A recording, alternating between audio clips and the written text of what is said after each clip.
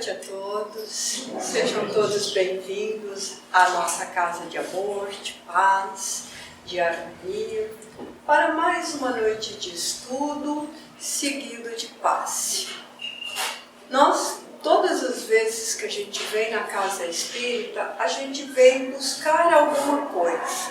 O que a gente vem buscar? Às vezes a gente vem buscar um consolo, às vezes a gente vem buscar uma resposta, um amparo, uma necessidade, um pouquinho de colo, um pouquinho de conhecimento, um pouco de informação, ajuda física, ajuda mental, ajuda espiritual. E nós viemos para a casa espírita também para aprendermos a confraternizar-se e a harmonizar as nossas energias e a energia do outro. Nós harmonizamos essas energias com o passe. Toda casa espírita tem um passe. E de vez em quando eu gosto de começar um pouquinho mais cedo a preleção para falar do passe. A importância do passe e o que é o passe. Boa noite. Boa noite. Boa noite. Boa noite. O passe é uma transfusão de energia que nós recebemos dos nossos irmãos passistas. E que energias são essas? São energias dos passistas associado à espiritualidade. Qual a função do passe? Harmonizar o nosso corpo físico com o nosso corpo espiritual. Qual é o corpo espiritual que nós estamos harmonizando? É o perispírito, para equilibrar o nosso espírito. Então nós somos tríplice aspecto. Nós somos espíritos que estamos encarnados. Então nós estamos num carro físico, num instrumento físico. Não dá para o espírito habitar o nosso corpo direito. Então nós temos como que uma roupagem. Essa roupagem onde o espírito vai atuar, nós os chamamos de perispírito. Na casa espírita ele é conhecido como perispírito. Se você vai em outro templo religioso, ele é conhecido por alma, corpo espiritual, o templo do Espírito Santo. Então é sempre a mesma coisa. Atma em outras religiões também, que também significa alma. Como que a gente toma passe e por que a gente toma passe? A gente toma passe quando nós estamos necessitados, quando nós estamos sentindo cansados, esgotados, desequilibrados e com a mente perturbada. E nós já fomos ao médico e o médico não encontrou uma causa física. Então nós buscamos uma causa espiritual e nós tomamos o passe. Nós também tomamos o passe quando tem uma causa física, uma doença no corpo físico, onde nós precisamos de energias salutares para nos recuperarmos o mais rápido possível, para voltar à nossa verdadeira missão, que é o aperfeiçoamento dentro da vida encarnada. O passe não deve ser tomado quando nós não temos nada, porque o passe ele funciona para nós como um remédio. Então eu vou lá na casa espírita e eu vou ver a preleção e aí eu não posso tomar o passe, eu não tenho nada. Na hora que a gente faz a vibração, os amigos espirituais fazem o passe coletivo espiritual. Todos nós recebemos uma dosagem desse passe coletivo. Mas eu quero tomar passe, porque se eu for na casa espírita e não tomar passe, eu não fui na casa espírita. Eu posso tomar passe? Pode. Mas a gente sempre deve lembrar-se que nós não tomamos remédio se estamos saudáveis. Então, é desta maneira que nós devemos considerar o passe uma dose salutar de energia fornecida pelo passista e pela espiritualidade. Então nós não abrimos a nossa gaveta de remédios em casa, vou tomar uma dipirona porque hoje eu estou com uma vontade de tomar dipirona. Nós tomamos se estivermos com dor. O passe funciona da mesma maneira. De vez em quando nós gostamos de lembrar o que é o passe e como é que funciona. Para começarmos os nossos estudos, vamos buscar os nossos amigos espirituais para que eles possam aviar a nossa receita. Queridos amigos, nós estamos reunidos em nome de Jesus, o nosso irmão maior e o nosso mestre, que nos aconselhou a reunir em seu nome, porque ali ele estaria com a equipe de Espíritos Santos.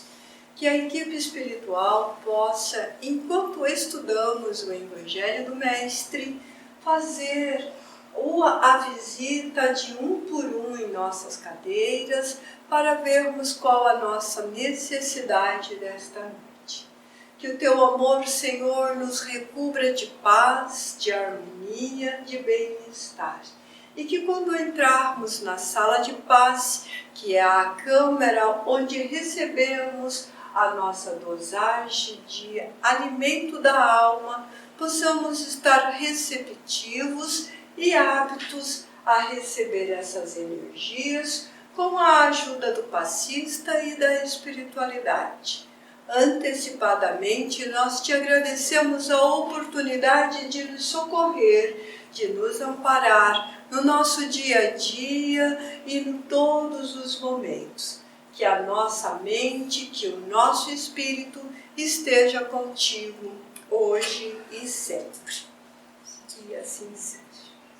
Nós estamos no capítulo 13, onde a gente fala que a nossa mão direita, ou seja, as nossas boas ações, ela deve ser feita de uma maneira que a nossa mão esquerda não a veja para divulgar para os outros. Neste Evangelho, nós estamos agora nas instruções dos Espíritos, onde ele nos fala da piedade.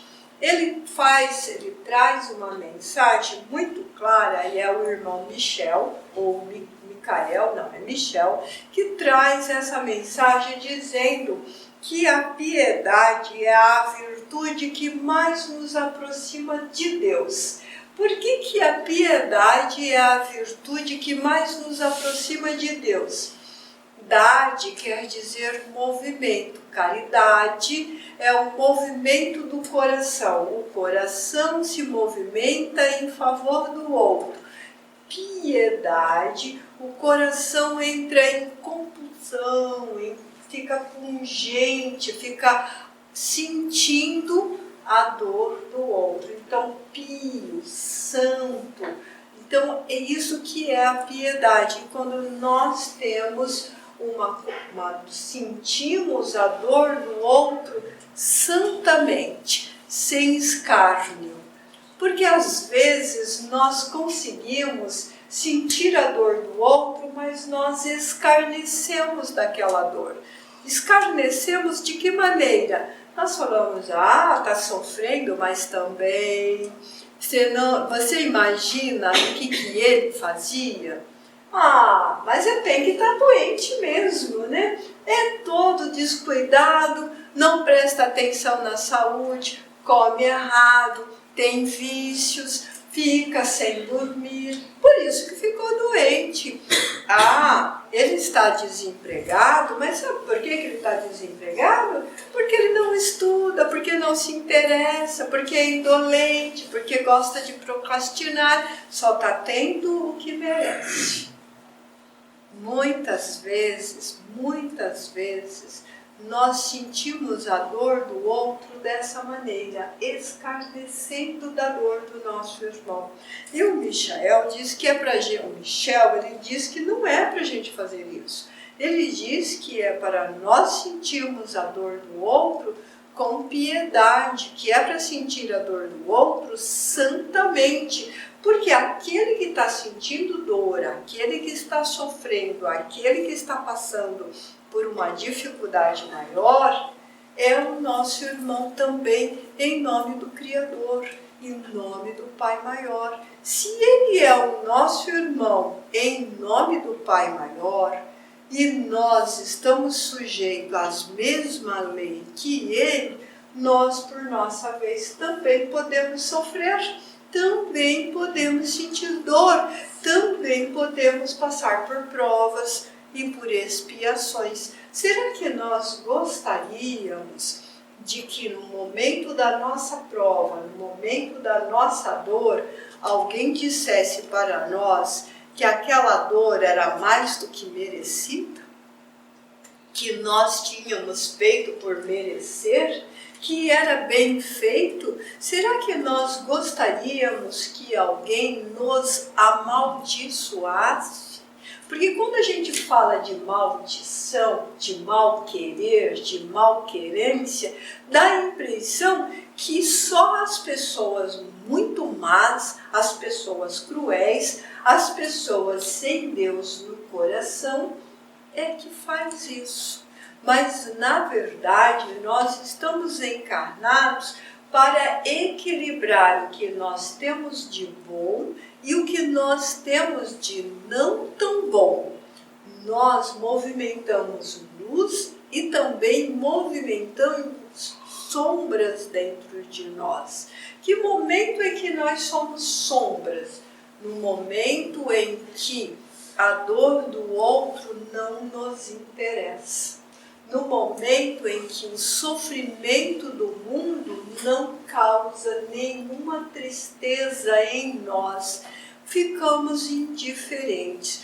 Quando o Kardec estava codificando, estava conversando com os guias da humanidade e trazendo à luz do mundo essa doutrina, onde ele traz o Livro dos Espíritos, traz o Evangelho segundo o Espiritismo, uma análise da moral dos ensinos de Jesus, traz o Livro dos Médiuns, traz a Gênesis, traz um livro hipotético chamado O que é o Espiritismo, para que nós tenhamos uma consciência, traz Céu e Inferno, obras póstumas, as revistas. Então é um rico material que os guias da humanidade nos trouxeram. Quando Kardec estava fazendo isso, a França estava atravessando uma guerra. Por conseguinte, a dor e a miséria era estampada em todos os lugares. E ele está falando, ele está trazendo uma análise de Jesus que está dizendo para a nossa caridade, a nossa boa ação, não seja feita de maneira que nós possamos contar ao mundo, para que as trombetas não sejam tocadas, porque nós fizemos uma boa ação. Mas nós gostamos, ainda gostamos, de fazer a caridade de uma maneira que as pessoas vejam. Porque se as pessoas verem e elas comentarem, nossa, você viu fulano, como ele é bom, como ele é caridoso, você viu quantas coisas boas que ele faz, isso vai satisfazer o nosso ego, vai satisfazer o nosso egoísmo. Nós vamos ficar cheios de si. Nossa, está todo mundo falando bem de mim. Está todo mundo falando bem das minhas bênçãos. E eu quero isso. Só que Jesus esclareceu que quando nós fizéssemos desta maneira, nós já estávamos recebendo a recompensa da espiritualidade. Por quê? Porque as pessoas já estariam vendo e falando, divulgando, já estaria fazendo o marketing de nós mesmos. Que nós deveríamos fazer no silêncio, que a verdadeira obra, a verdadeira caridade é aquela que ninguém precisava se falar. E a piedade é igual. E hoje a gente acha e pensa que, nossa, a época de Kardec tinha mesmo muitas misérias, tinha mesmo muitas pessoas vivendo da misericórdia e da piedade do outro, e na época de Jesus também. Mas hoje nós somos muito evoluídos, mundos, a tecnologia se deslanchou. Imagina, Kardec escreveu a doutrina na pena, Jesus só oralmente. Hoje nós temos a internet. Jesus caminhou pela Galileia para divulgar o seu evangelho. Kardec usou uma charrete. Hoje nós fazemos divulgação para o mundo todo pela internet, e se precisar fazer presencialmente, vamos de carro, e se precisarmos ir para outra cidade distante, vamos de avião. Então as coisas mudaram. Não. Nós continuamos vivendo grandes guerras. Toda a terra ainda luta e ainda sofre pela guerra. Só que nós estamos tão acostumados a olhar para a guerra que nem ligamos. A gente vê o bombardeio ao vivo de um país sobre o outro, e aí a gente está conversando, dando risada, comentando da novela, preparando o churrasco. Não tem piedade, tem uma indiferença. E quando vai falar disso, a gente vai dizer assim: que será que essa guerra da Rússia com a Ucrânia vai interferir nas bolsas de valores? Será que eu vou perder dinheiro? Será que isso vai causar uma crise no nosso país? Eles também tinham que ficar brigando, tinha que ficar o tempo todo querendo lutar pelo poder. Notaram o escárnio? Notaram como a gente faz isso sem pensar? Notaram como a gente não tem consciência muitas vezes de que estamos tristes e aborrecidos, não pelo que está acontecendo, mas pelo fato de que vai nos afetar. E vai nos afetar de uma maneira negativa. Então ele está dizendo que essa virtude se aproxima dos anjos, se aproxima de Deus, porque ela é uma caridade que nos conduz a Deus, porque essa caridade ninguém está vendo. O que significa isso? Significa que quando nós temos a piedade, quando nós vamos deitar, nós fazemos uma oração para que essas pessoas, esses governantes, esses soldados, esses países, e o mesmo nosso país, e o nosso vizinho, e o nosso amigo, seja despertado, seja tocado pelos anjos de Deus, para que ele possa despertar em si mesmo a piedade, a caridade, a bondade, para que o poder e a luta pelo poder seja equilibrado, de maneira que não tenha mais tantas guerras, tantas misérias, tanta violência e tanta maldade. Em seguida, o Espírito Protetor traz uma mensagem sobre os órfãos. Está seguido da piedade. A mesma coisa, na época de Kardec, muitos órfãos. Na nossa época, muitos órfãos. Porque quando a gente pensa em orfandade, a gente sempre vai dar uma olhada no nosso próprio país. Mas se nós pegarmos essas pessoas, esses nossos irmãos que estão num estado de calamidade por causa dessas guerras, porque veja bem, as guerras estão acontecendo por um motivo, pela busca do poder, pela sede de poder, de glória, de dinheiro e etc. Mas a população que vive isto, ela só sofre. E muitas famílias são devastadas, sobrando só as crianças. Nós temos campos de refugiados, onde tem uma minoria de adultos e uma grande quantidade de crianças, passando fome, passando sede, passando outras necessidades. E nós temos outras calamidades fora as guerras, enchente, terremotos, abalos sísmicos, que leva ao mar, ao tsunami. Então nós temos muitos abalos, porque a nossa terra ela ainda é uma escola de dor, ela ainda é uma escola de expiações, de provas, e nós estamos tentando nos aperfeiçoarmos dentro disso tudo. Ah, mas eu não tenho nada com isso. Isso daí é problema deles, não é problema meu. Pera lá.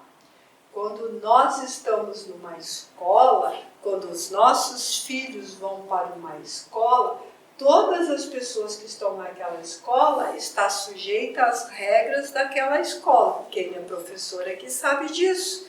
O aluno, o diretor, o professor, a pessoa da limpeza, a pessoa da nutrição, todos estão participando de um regime interno daquela escola. A Terra é uma escola onde todos nós somos alunos e professores e mestres uns dos outros. Ninguém é tão pobre, tão miserável que não possa ajudar e não possa ensinar. E ninguém é tão sábio que não possa aprender mais alguma coisa. Então nós estamos sim num aprendizado. Eu aprendo alguma coisa, eu ensino alguma coisa, o outro aprende outra coisa, ensina outra coisa, e nós vamos trocando essas informações e nós auxiliamos quem está a caminho conosco, o nosso irmão, o nosso companheiro, o nosso país vizinho, aquele que está sofrendo, aquele que está em guerra. Assim como o nosso país também. Parece que não, a gente não presta muito atenção, mas o Brasil está próximo de 30 milhões de pessoas passando fome, passando necessidades. Nós temos estados soterrados pela enchente e nós temos estados soterrados pela seca. Nós temos miséria pelo excesso de água e nós temos miséria pela falta de água. Nós temos sofrimentos do desemprego.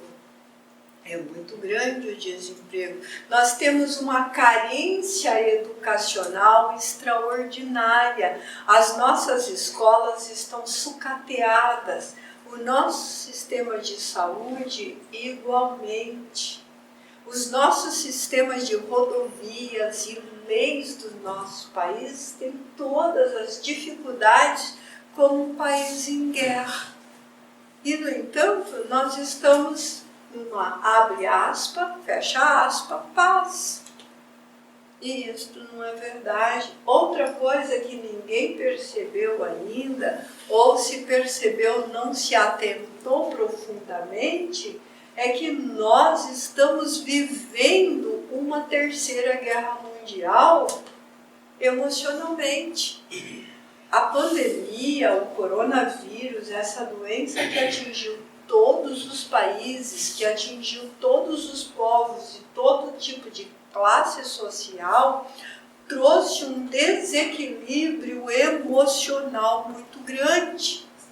Nós estamos vivendo um segundo lockdown, que é o emocional, onde nós estamos prisioneiros de nós mesmos, nós temos medos, nós temos receios, nós lidamos com a morte desde o instante em que nós nascemos. Aliás, no instante exato que demos o primeiro choro, já começamos a morrer. Mas a gente não tem muita consciência disso, porque a senha da nossa vida está devidamente oculta, ainda bem, porque senão seria uma loucura viver pensando, é hoje. Não é? É hoje que eu parto. Nós ainda não temos essa estrutura emocional. Só que esse vírus, o Covid, ele nos trouxe uma consciência da morte de uma maneira aterradora, de uma maneira inesperada, e nos parece que a morte está do outro lado do espelho. E nós ainda estamos vivendo isso. Nós saímos às ruas, as pessoas são apressadas, agitadas, neuróticas, nervosas, neuróticas de neurônios. tá? Não é de neurótico de loucos, apesar que nós estamos bastante loucos também, irritáveis, violentos, agressivos, e tudo isso é consequência desse imenso drama emocional que nós vivemos. Então nós estamos vivendo uma carência de piedade e uma excessividade de órfãos. No período mais sério do Covid, o meu vizinho de porta, desencarnaram 5 pessoas, sobrou somente um menino de 12 anos. Desencarnou o avô, a avó, o pai, a mãe e o irmão da mesma casa.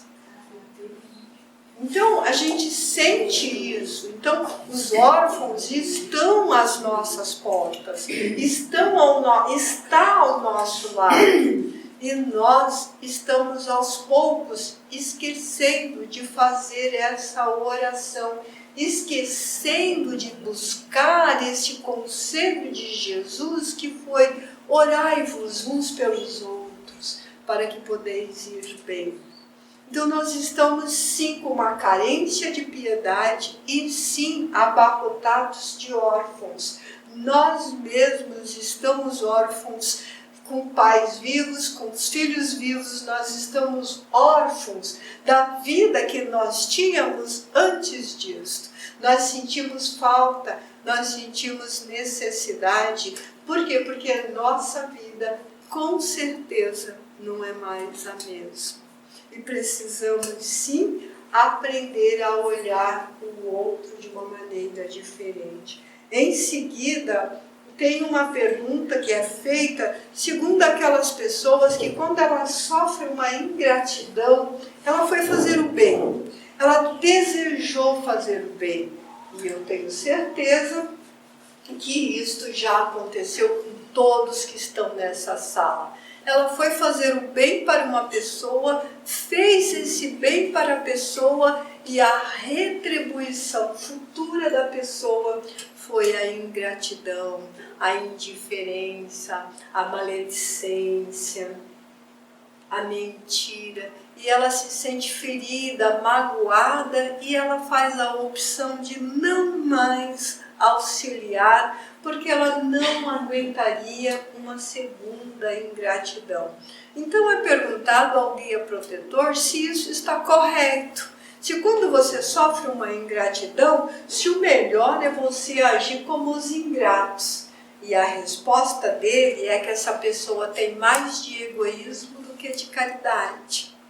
Então isso também serve para nós. Quando nós reclamamos, não tem jeito, nós somos aprendizes, estamos na mesma escola. É claro que terão algumas pessoas que serão ingratas conosco. Sermos ingratos também, ou deixarmos de tentar a piedade, a caridade, o amor ao próximo, nos iguala à pessoa.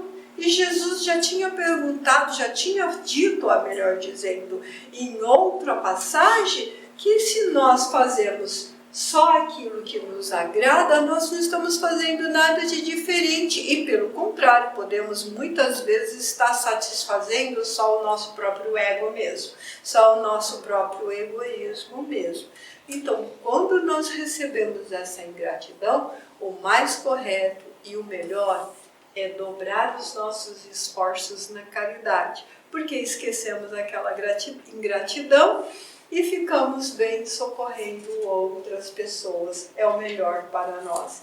E ainda temos uma outra pergunta, onde Kardec pergunta, e quem responde essa é São Luís. E São Luís, ele é muito direto, ele não fica enrolando, não. Ele já dá a resposta logo. Kardec pergunta se o melhor não é só fazermos bem e só fazermos a caridade às nossas famílias. Se é meu amigo, eu te ajudo. Ele não é meu amigo, eu não ajudo coisa nenhuma. E São Luís diz que isso também precisa ser abolido, porque isso é preconceito, isso é egoísmo, e isto é desnecessário e atrapalha o nosso processo evolutivo. porque nós somos iguais perante a criação. E às vezes, e hoje eu estava inclusive comentando isso com um paciente, que nós temos muito orgulho da nossa raça, né? Então a gente vê isso, eu sou italiano, eu sou sueco, eu sou francês. E aí a gente esquece que nós somos espíritos encarnados e espírito não tem raça. Você é italiano hoje, pode ser africano amanhã, japonês depois de amanhã e assim por sucessivamente.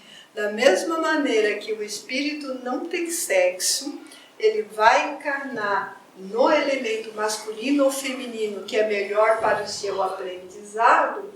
A raça que muitas vezes orgulhamos também não faz nenhuma diferença para o espírito. Então, o espírito que cria seita, que separa, não é um espírito partidário ao amor de Deus. Portanto, tão egoísta quanto o outro. É isso que São Luís responde. Eu acho que essa lição, essas instruções no fim desse capítulo 13, elas são fantásticas e atualíssimas no que nós estamos vivendo hoje.